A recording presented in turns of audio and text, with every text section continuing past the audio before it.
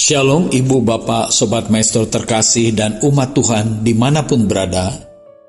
Kembali melalui program Suara Gembala, saya Pendeta Cheng Kim Guan mengunjungi dan sekaligus menyapa kita semua untuk kita dapat masuk dalam perenungan bersama akan terang firman Tuhan yang akan kita awali terlebih dahulu di dalam doa.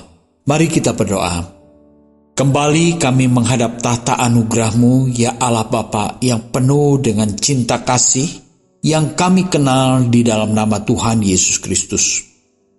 Kami bersyukur untuk rahmat dan kebaikan Tuhan, untuk kasih setia dan pemeliharaan Tuhan yang begitu ajaib dan sempurna dalam kehidupan kami. Jika kami ada sebagaimana kami ada saat ini, dan bahkan kami berkesempatan untuk kembali bersekutu merenungkan terang firman Tuhan, kiranya Allah Roh Kudus mengurapi memberkati kami semua, sehingga firman-Mu menjadi terang, menjadi pengharapan, mendorong kami untuk makin mengasihi dan menanggapi panggilan Tuhan. Berbicaralah bagi kami semua ya Bapa, sebab kami siap menerima terang firman-Mu. Dalam nama Tuhan Yesus Kristus, hamba panjatkan peralaskan segala doa ini. Haleluya. Amin. Puji Tuhan, Ibu, Bapak, Saudara-saudara terkasih dalam Tuhan. Bersyukur kita dapat menikmati hari demi hari sebagaimana kita ada saat ini. Dan saat ini kita akan merenungkan sebagian daripada firman Tuhan yang berjudul Hidup di dalam Terang. Kita akan merenungkan seperti apakah hidup di dalam terang itu. Bagaimanakah kita dapat hidup di dalam terang? Ini hal penting yang perlu kita ketahui. Sebagaimana kita paham ya, di dalam dunia ini kita perlu terang. Terang cahaya matahari ya. Di mana dalam kepastiannya matahari selalu terbit dari timur. Itu untuk menerangi dunia ini. Dan pada malam hari kita juga mendapat penerangan dari bulan, bintang, dan terang-terang yang Tuhan ciptakan. Nah, pada kesempatan kali ini kita akan merenungkan sumber pencipta terang itu sendiri. Sumber segala terang yang sesungguhnya. Ya, jadi di dalam firman Tuhan kita akan temukan bahwa Yesus Kristus menyatakan pribadinya sebagai terang dunia. Di dalam Yohanes 8 ayatnya yang ke-12. Maka Yesus berkata pula kepada orang banyak, katanya, Akulah terang dunia. Barang siapa mengikut aku, ia tidak akan berjalan dalam kegelapan, melainkan ia akan mempunyai terang hidup. Puji syukur pada Tuhan. Kita mau perhatikan pernyataan pribadi daripada Yesus Kristus. Yesus berkata kepada orang banyak, kepada orang-orang percaya, kepada para pengikutnya, termasuk juga murid-muridnya. Di sana Tuhan Yesus menyatakan dirinya, Akulah terang dunia.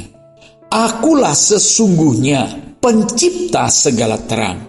Akulah pribadi yang sesungguhnya menciptakan terang yang kita tahu.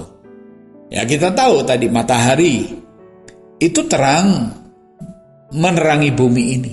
Bulan bintang itu terang menerangi pada malam hari.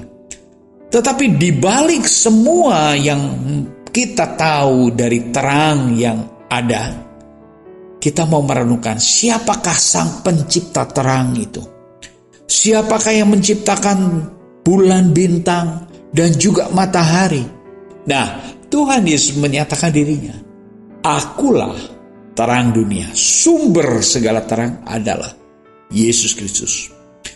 Dia mengatakan, barang siapa mengikut aku, ia tidak akan berjalan dalam kegelapan. Barang siapa mengikut aku. Pengikut Yesus adalah orang-orang percaya.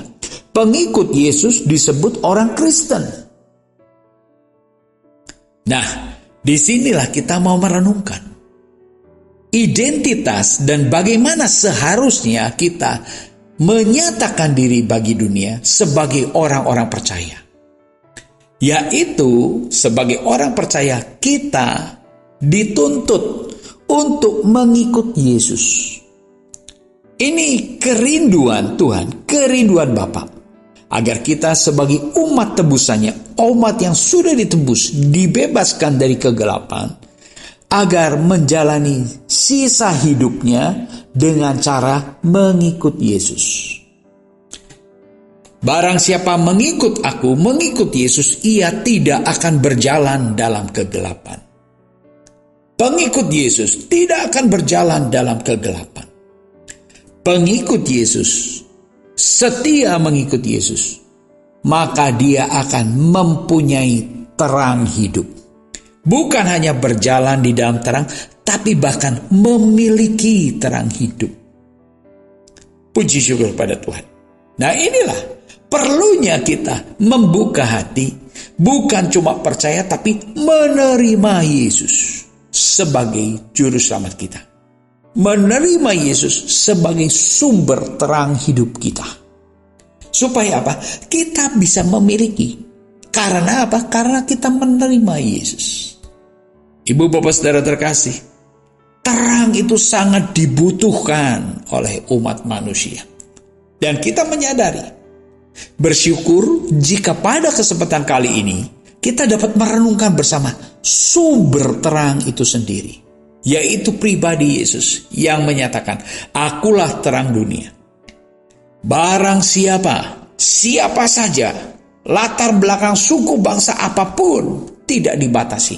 Barang siapa mengikut aku, ia tidak akan berjalan dalam kegelapan, melainkan ia akan mempunyai terang hidup. Puji syukur kepada Tuhan.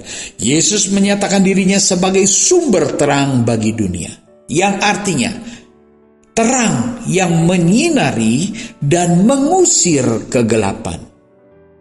Terang yang menyinari dan membongkar segala bentuk-bentuk perbuatan kegelapan, perbuatan dosa. Mengikut Yesus, hidup berjalan di dalam terang. Terang yang memimpin kepada keselamatan. Puji syukur kepada Tuhan. Terang itu, kalau kita mengikut Yesus, berjalan dalam terang, menjadi pengikut menuju keselamatan. Karena Yesus itu sang juru selamat. Hati-hati kita mengikut siapa. Kita meneladani siapa. Di dalam dunia ini, kita boleh bebas menentukan pilihan.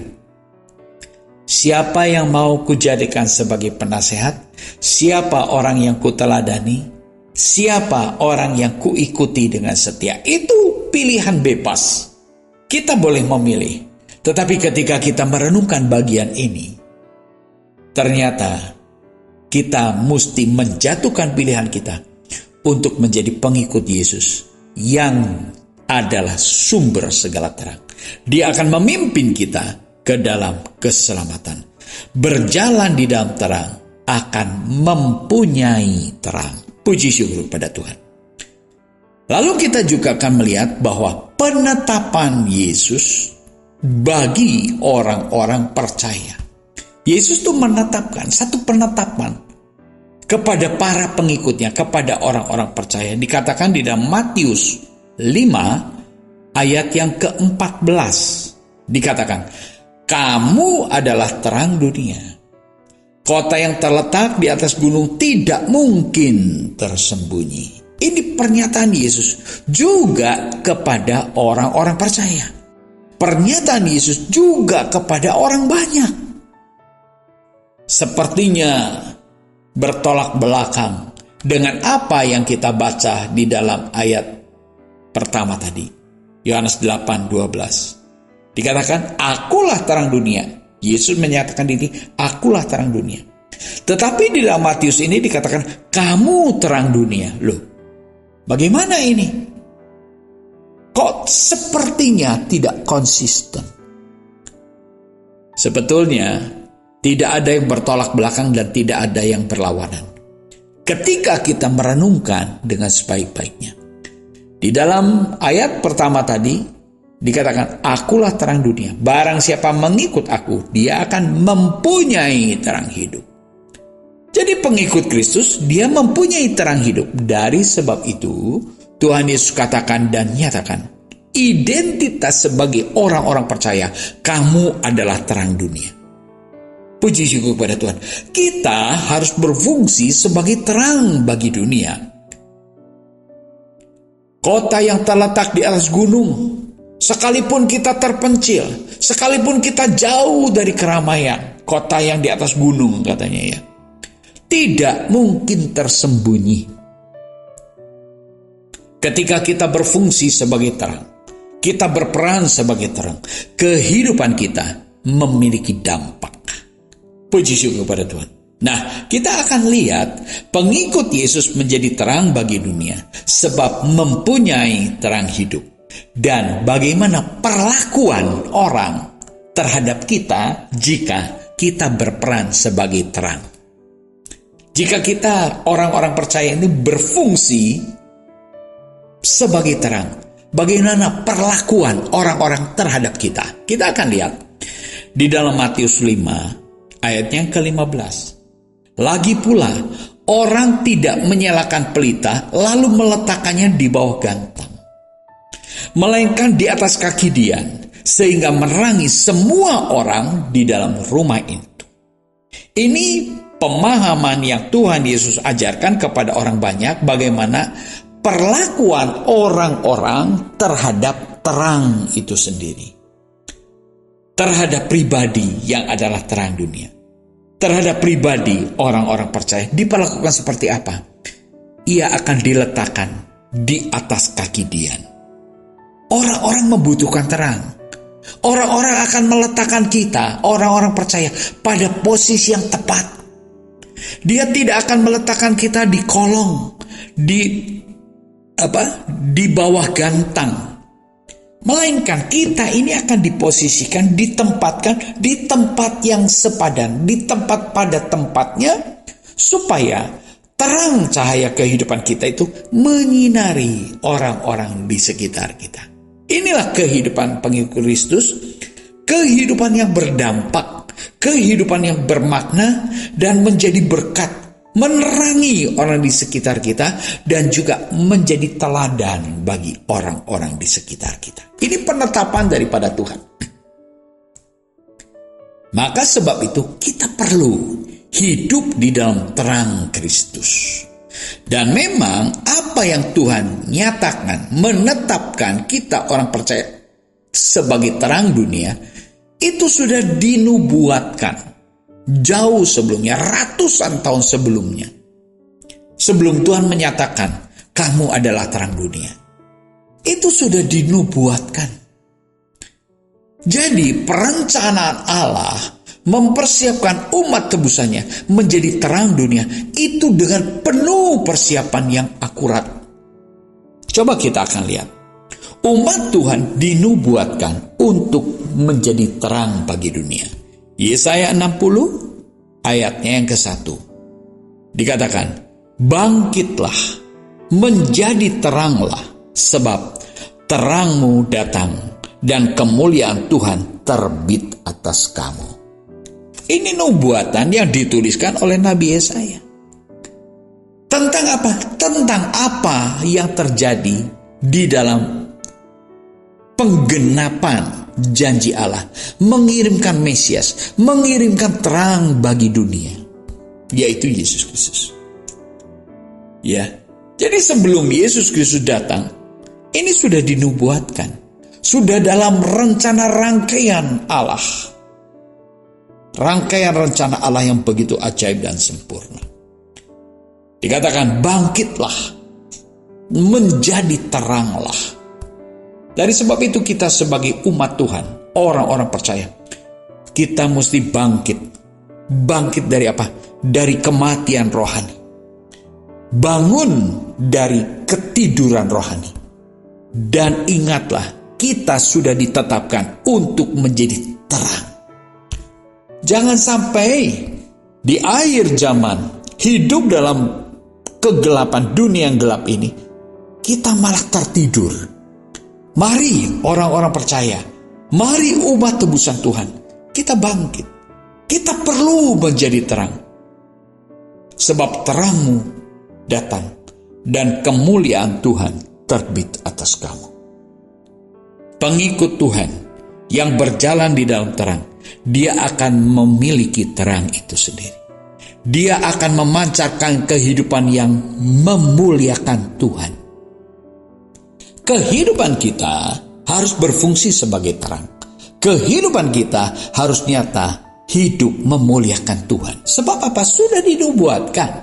Kemuliaan Tuhan terbit atas kamu. Ini nubuatan. Dan kalau kita mentaati apa yang Tuhan lakukan, itu kita sedang menggenapi apa yang sudah dinubuatkan. Mari ibu bapak saudara terkasih, kita perlu bangkit menjadi terang di tengah dunia yang gelap ini. Di dalam Yesaya 60 ayat yang kedua, sebab sesungguhnya kegelapan menutupi bumi dan kekelaman menutupi bangsa-bangsa, tetapi terang Tuhan terbit atasmu dan kemuliaannya menjadi nyata atasmu. Puji syukur kepada Tuhan. Kenapa kita harus menjadi terang? Karena sesungguhnya kegelapan menutupi bumi dan kekelaman menutupi bangsa-bangsa. Kegelapan menutupi bumi. Bumi ini digelapi, ditutupi oleh gelapnya. Gelapnya apa? Gelapnya perbuatan-perbuatan kegelapan. Gelapnya perbuatan-perbuatan kelicikan. Gelapnya perbuatan-perbuatan kejahatan. Gelapnya perbuatan-perbuatan dosa. Ini dunia yang nyata saat ini. Sehingga kita jangan heran kalau kejahatan makin meningkat, merajalela, moral makin merosot. Ya, relasi kehidupan bersosial juga menjadi terkoyak. Kenapa? Karena dosa. Manusia kehilangan cita kasih. Manusia hidup begitu egois, mementingkan diri sendiri. Masa bodoh orang lain. Yang penting aku dan aku. Ini zaman sekarang ini sedang terjadi seperti demikian. Bagaimana sikap hidup kita? Mari bangun, menjadi teranglah. Sebab orang pengikut Kristus, orang Kristen berjalan di dalam terang, sesungguhnya dia mempunyai terang. Dan Tuhan Yesus sudah menetapkan, kamulah terang dunia. Ya, Yesus Kristus sebagai terang dunia. Kita umat tebusannya yang berjalan di dalam terang, kita pun memiliki terang. Jadi kita memancarkan terang kasih Yesus di dalam kehidupan kita. Kita perlu terdorong, termotivasi untuk menjadi terang. Banyak sekarang orang itu sulit, kehilangan akal sehat, pikirannya digelapkan. Ya memang benar apa yang sudah dinubuatkan, sesungguhnya kegelapan menutupi bumi, kekelaman menutupi bangsa-bangsa. Tetapi ingat, terang Tuhan terbit atas kamu. Ini menjadi rasa syukur kita. Ini menjadi sukacita kita. Kehidupan kita harus memberikan dampak yang nyata bagi sekitar kita. Kembali, kita akan melihat Matius 5 ayat yang ke-16. Ketika kita sebagai umat Tuhan mengikut terang, memiliki terang, dan berjalan di dalam terang. Matius 5 ayat 16. Demikianlah hendaknya terangmu bercahaya di depan orang. Demikianlah hendaknya. Terangmu, cahayamu, kemuliaan Tuhan bercahaya di depan orang. Supaya mereka melihat perbuatanmu yang baik dan memuliakan Bapakmu yang di surga. Puji syukur kepada Tuhan. Nah, inilah ciri-ciri kehidupan umat Tuhan yang harus berfungsi dan berperan berdampak di akhir zaman ini. Orang-orang di sekitar kita harus melihat terang Tuhan. Dibuktikan melalui perbuatan-perbuatan kita. Orang sebelum berbuat berpikir dulu, bukan? Jadi artinya kita mesti memiliki pikiran yang diterangi oleh terang Kristus. Mulai dari pikiran. Maka kita dapat konsisten dan terus-menerus berbuat terang. Berperilaku terang. Berkata-kata terang. Bertutur kata jujur. Puji syukur pada Tuhan. Supaya mereka melihat perbuatan kita. Supaya mereka mendengar perkataan kita. Supaya mereka mengetahui pola pikir kita. Ya, sulit bukan mengetahui pikiran seseorang? Sulit bukan mengetahui hati seseorang? Tetapi jika kita berjalan di dalam terang, hidup di dalam terang, maka orang mudah mengenali kita. Karena apa? Melalui tutur kita, kita memuliakan Tuhan. Melalui perbuatan kita memuliakan Tuhan. Dan dikatakan supaya mereka melihat perbuatanmu yang baik dan memuliakan Bapakmu yang di surga. Kemuliaan terang itu harus memancarkan kemuliaan Allah. Bukan kemuliaan bagi diri sendiri. Jangan sampai kita menjadi anak-anak Tuhan, menjadi pencuri kemuliaan. Tetapi sebaliknya kita harus menjadi terang dan memancarkan kemuliaan Tuhan. Supaya orang-orang yang melihat terang dari kehidupan kita, mereka memuliakan Bapa yang di surga. Puji syukur kepada Tuhan. Melalui perenungan ini kita menyadari betapa pentingnya peran orang-orang percaya di akhir zaman ini. Mari kita bangkit. Pancarkan terang kasih Kristus. Tadi kita sudah renungkan bersama bagaimana kita bisa menjadi terang. Yaitu berjalan mengikuti terang. Berjalan di dalam terang. Maka kita akan memiliki terang. Sehingga dengan demikian kita akan hidup di dalam terang. Sebab kita hidup oleh terang itu sendiri. Nah inilah ibu bapak saudara terkasih. Identitas kita sebagai orang-orang percaya. Begitu mulianya, begitu agungnya identitas kita. Mari kita bangkit. Dan memuliakan Allah. Melalui apa? Terang yang ada di dalam kehidupan kita. Yang dibuktikan dengan pemikiran kita yang diterangi. Tutur kata kita yang menjadi terang. Perbuatan kita terang. Baik dan memuliakan Tuhan. Puji syukur kepada Tuhan. Biarlah renungan bersama pada kesempatan kali ini menjadi berkat, dorongan, dan kekuatan bagi kita semua. Betapa besar anugerah Tuhan, betapa mulia dan berharganya kita di mata Tuhan. Mari kita bangun menjadi terang dan berdampak bagi orang-orang di sekitar kita. Puji Tuhan, Tuhan Yesus memberkati kita semua. Mari kita berdoa. Terima kasih Tuhan, untuk beberapa ayat firman-Mu yang kami renungkan bersama pada kesempatan kali ini. Biarlah terang Roh Kudus memberkati kami semua, memotivasi kami, mendorong dan memampukan kami menjadi pelaku-pelaku firman. Agar kehidupan kami bermakna, berdampak, menjadi berkat dan memuliakan nama Bapa di surga. Dalam nama Tuhan Yesus Kristus, hamba panjatkan peralaskan segala doa ini. Haleluya. Amin. Shalom ibu bapak sobat maestro terkasih dan umat Tuhan dimanapun berada. Tuhan memberkati kita semua. Amin.